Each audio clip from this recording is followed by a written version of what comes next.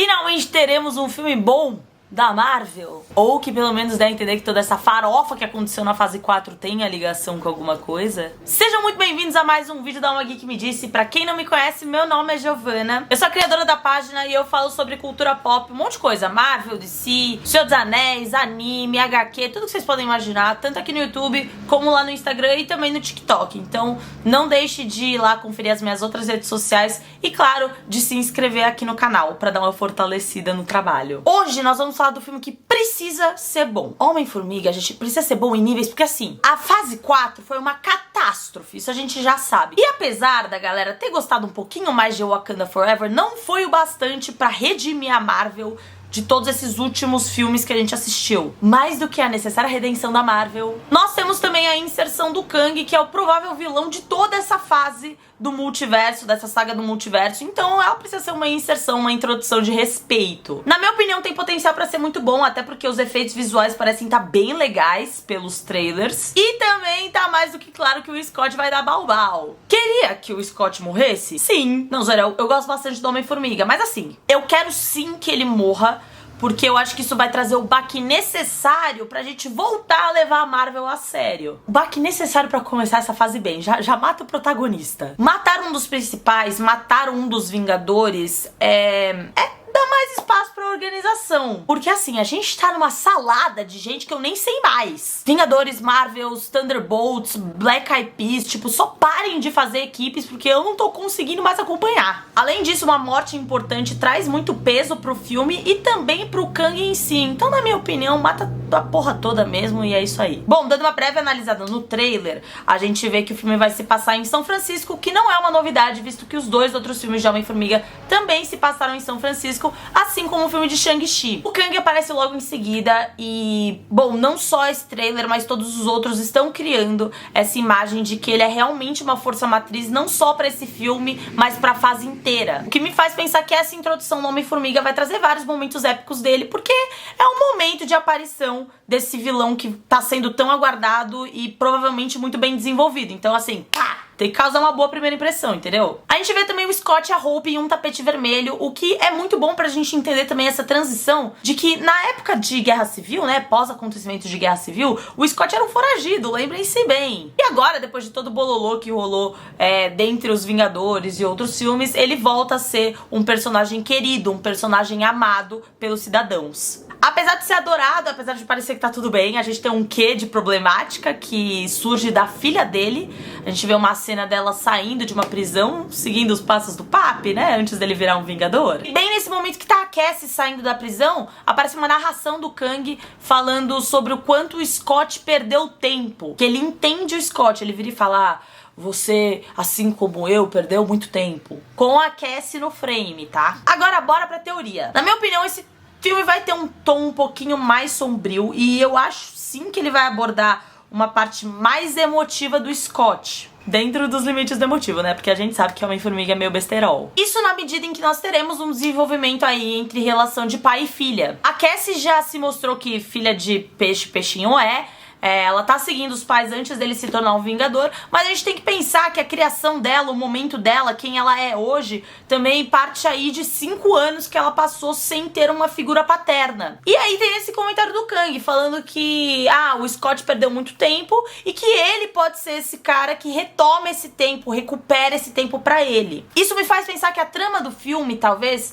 seja voltada pra essa necessidade que o Scott tem em reviver os 5 anos que ele perdeu com o Blip. E a única pessoa que poderia tornar esse desejo real seria o Kang. Ele talvez o mande pra uma realidade, pra um universo em que o estalo do Thanos não tenha acontecido e, portanto, ele não perca 5 anos de vida ao lado da filha. O trailer reitera muitas cenas da Cassie, muitas cenas da Cassie criança, essa problemática do Scott ter perdido tempo em si. Então eu imagino que a barganha entre Kang e Scott seja nesse sentido de que o Kang quer oferecer aí o melhor dos mundos, tipo Magazine Luiza, tamo aqui, ó. Aproveite essa oferta de ir para um universo em que o Thanos não estralou os dedos. Até aí parece que o Kang é um cara legal, só que não. Na sequência o Brother já mete a famigerada: ou você me dá o que eu quero, ou eu vou matar a porra toda. Um pequeno PS aqui, já que a gente tá falando do Kang, eu queria entrar num assunto que eu vi outras pessoas comentando também. O Kang é um personagem que nos quadrinhos ele tem um visual um pouco, não esquisito, mas olhando assim, né, não seria muito fácil de adaptar. Inclusive, vou citar pra vocês aqui um acontecimento. Quando acabou Vingadores Ultimato, eu tava falando com o Ed, que é do canal Manual do Homem Moderno, e ele virou pra mim e cantou a bola. Ele virou e falou: cara, eu tenho certeza que o próximo grande vilão vai ser o Kang, pra introduzir essa questão de multiversos e linhas temporais. Eu falei, porra, da hora. Mas, mano, difícil adaptar, né, o visual do Kang pra ser um negócio que não fique muito cômico, muito carnaval. E, bom, o que a gente tá vendo aqui é que ficou foda. Ficou foda demais. A Marvel tá, a princípio, trabalhando muito bem o Kang. Eu torço pra que isso mostre que a empresa tá com uma estratégia super bem bolada pro que vem daqui pra frente com relação a ele. Ainda no Kang, a gente escuta no trailer a Janet falando que ele é um personagem capaz de reescrever a existência, destruir linhas do tempo e que ele não pode ser confiado. O que nos leva a crer que a Janet já tem uma familiaridade ou pelo menos uma proximidade com o Kang, alguma coisa nesse sentido. Ela provavelmente conheceu o vilão em algum momento que antecede essa trama do filme. Acredito que naquele momento que ela ficou perdida lá no Reino Quântico. Talvez o Kang estivesse perdido também e eles se conheceram por lá. Talvez eles tenham se envolvido de alguma forma, se relacionado de alguma forma, até a Janet perceber que ele é um completo maníaco. E caso vocês não se lembrem, esse Kang, ele é diferente do Kang que a gente viu em Loki. Aquele Kang que a gente conheceu lá em Loki, que é o Kang Brother, e também é conhecido como aquele que permanece. Ele é um cara bacana e ele conta pra gente, né? Ele faz questão de contar durante a série de Loki o porquê esse Kang que a gente conhece agora do Homem-Formiga é um grandíssimo pau no cu. Lembrando que todo o desencadeamento do Kang Poucas Ideias se decorreu da Sylvie, que simplesmente cagou e andou pro Kang Brother. Com a morte do Kang Brother pela Sylvie lá em Loki, o multiverso foi ramificado novamente. Por que ele não estava sendo ramificado? Porque o Kang Brother, ele tinha criado lá a TVA, que foi introduzida como uma vilã, não uma vilã, mas uma empresa meio secreta lá na série, e a gente não sabia direito o que era, mas na verdade eles eram os caras do bem. Eles eram tipo aquele professor chato, sabe? Ele é um professor chato, mas ele só quer que você não repita de ano, cara. Ele quer te ajudar. O Kang Brother, ele só não queria que surgisse outro Kang pra fuder a porra toda. Por conta disso, a TVA controlava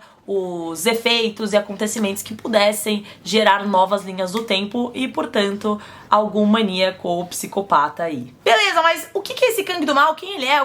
Qual é a ideia? Qual o plano maligno da vez? Com a TVA destruída e uma consequente sobreposição de multiversos, vocês já devem imaginar o que acontece, né? Várias Jills, vários vocês, vários Kangs e por aí vai. Algumas Jills, elas são mais legais que outras, entendeu? Eu espero, na verdade, que eu seja a Jill mais legal das realidades. Será que nas outras realidades eu gosto de Marvel? Será que nas outras realidades eu sou otaku? Bom, é como se uma Jill poucas ideias e vilã aparecesse, assim como muitas outras, e todas elas começam a batalhar por supremacia. É a batalha pra saber qual Jill vai ser a top das tops, inclusive qual Jill vai dominar todas as outras realidades, sacou?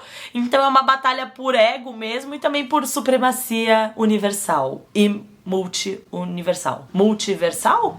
Acho que multiversal é a palavra, então, consequentemente, gera aí uma guerra multiversal. E, bom, é basicamente isso que o Kang tá fazendo. Ele tá viajando pelos universos, buscando conquistar a porra toda e destruir os outros Kangs. Top. Bom, beleza, e o Kang vai conquistar a porra toda sozinho? Não, meus amigos, ele tem os fiéis escudeiros, inclusive que aparecem de relance no trailer, assim como o nosso querido MODOK. O MODOK foi um elemento bem guardado, apesar das teorias de que ele apareceria. E pra quem não sabe, a grande especulação é que o personagem seja um tipo de evolução do Darren Cross, que é o vilão do filme de 2015 do Homem-Formiga. No final do primeiro Homem-Formiga, o vilão, ele é derrotado e meio que é sugado pra dentro do Reino Quântico, e bem nesse momento o corpo dele é todo distorcido, porque o Scott quebra a suit dele e ela começa a dar pane no sistema. Isso explica o porquê das proporções zoadas e também o porquê da cabeça gigante. Em outra cena, a gente entende, percebe que o Scott vai encontrar com outras variantes. Na verdade, praticamente infinitas variantes. O que me faz pensar que, pra terem tantos Scotts assim, todas essas variantes devem estar passando pelo mesmo embate com o Kang. Estão passando pela mesma coisa, só que com o Kang das próprias realidades, entendeu? A Ainda analisando essa cena, pode ser que o que eu tenha falado foi bosta, tipo, eu viajei aqui e na verdade não são variantes do Scott, mas sim outras versões dele mesmo. Pode ser que o Scott tenha dado um jeito de fazer várias versões dele, ou até tenha entrado em uma parte do reino quântico que tenha permitido com que isso seja possível. Não sei, a gente tá lidando com o reino quântico, lá é praticamente tudo freestyle, sacou? Ou seja, na minha concepção, pode ser que esse bando de Scotts não seriam milhares de variantes, mas sim várias versões do nosso Scott. Isso facilitaria bastante o desenvolvimento do enredo, porque ao invés de explicar o encontro simultâneo de milhares de Homens-Formigas, eles estão aí facilitando pra, na verdade, serem várias versões de um mesmo personagem. Bom, galera, a gente sabe que o Kang não morre nesse filme, visto que, assim como descrito no letreiro, esse é só o início da dinastia Kang. Uma série de acontecimentos que vão culminar em Guerras Secretas, o filme de 2026 que vai finalizar a fase 6 e, por consequência, a saga no multiverso. Então, meu povo, são 3 anos de planejamento por aí. No final do dia, esse é o terceiro filme do Homem-Formiga e é esperado que alguma reviravolta aconteça ou alguma coisa no sentido de finalização. Não sei se o Scott vai perder alguém ou se ele mesmo vai morrer. Tendo em vista que o Paul Rudd, ele tem 53 anos, eu não acho que eles vão querer mantê-lo por muito tempo no MCU. E como eu disse anteriormente no vídeo, eu acho que seria um peso muito legal matar um protagonista logo de cara com essa inserção do Kang. Então, na minha opinião, o Scott tinha que bater as botas mesmo. Bom, gente, essa foi a minha análise de Homem-Formiga pelo que temos aí de material, principalmente com esse último trailer que saiu.